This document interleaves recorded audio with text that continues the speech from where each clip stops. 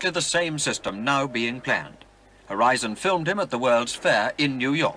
He's Arthur Clarke. Trying to predict the future is a discouraging and hazardous occupation because the prophet invariably falls between two stools. If his predictions sound at all reasonable, you can be quite sure that in 20 or at most 50 years, the progress of science and technology has made him seem ridiculously conservative.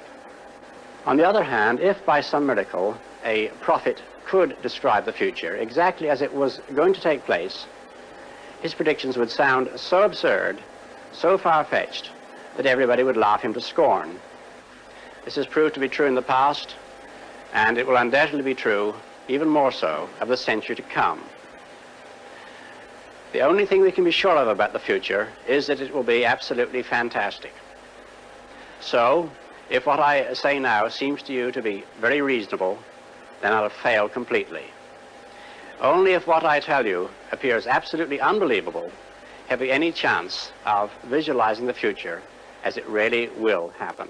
But what about the city of the day after tomorrow, say the year 2000?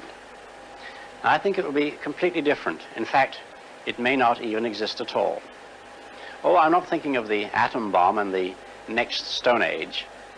I'm thinking of the incredible breakthrough which has been made possible by developments in communications, particularly the transistor and, above all, the communications satellite. These things will make possible a world in which we can be in instant contact with each other, wherever we may be, where we can contact our friends anywhere on Earth, even if we don't know their actual physical location. It will be possible in that age, perhaps only 50 years from now, for a man to conduct his business from Tahiti or Bali just as well as he could from London. In fact, if it proves worthwhile, almost any executive skill, any administrative skill, even any physical skill, could be made independent of distance. Yes, that one day we may have brain surgeons in Edinburgh operating on patients in New Zealand. When that time comes, the whole world will have shrunk to a point, and the traditional role of the city as a meeting place for man would have ceased to make any sense. In fact, men will no longer commute, they will communicate. They won't have to travel for business anymore, they'll only travel for pleasure. In that world of the future, we will not be the only intelligent creatures.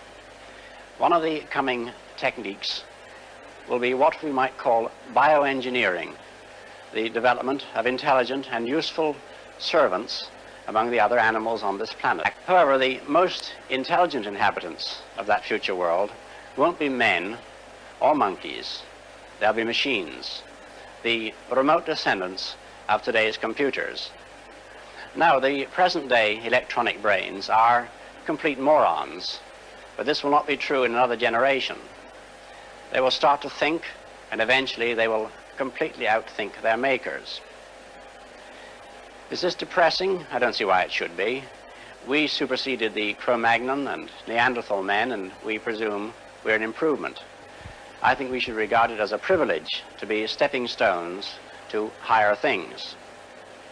I suspect that organic or biological evolution has about come to its end, and we are now at the beginning of inorganic or mechanical evolution, which will be thousands of times swifter.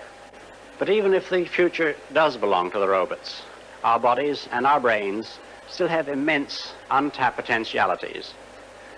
For example, to cope with the information explosion, we may develop a machine for recording information directly onto the brain, as today we can record a symphony on tape. So we may one day be able to become instant experts, learning Chinese overnight, or we may be able to recall completely memories of past events so that we seem to relive them. In fact, techniques are already known for doing this in a rather limited way at the present. Alternatively, we may prefer to totally erase past unpleasant memories.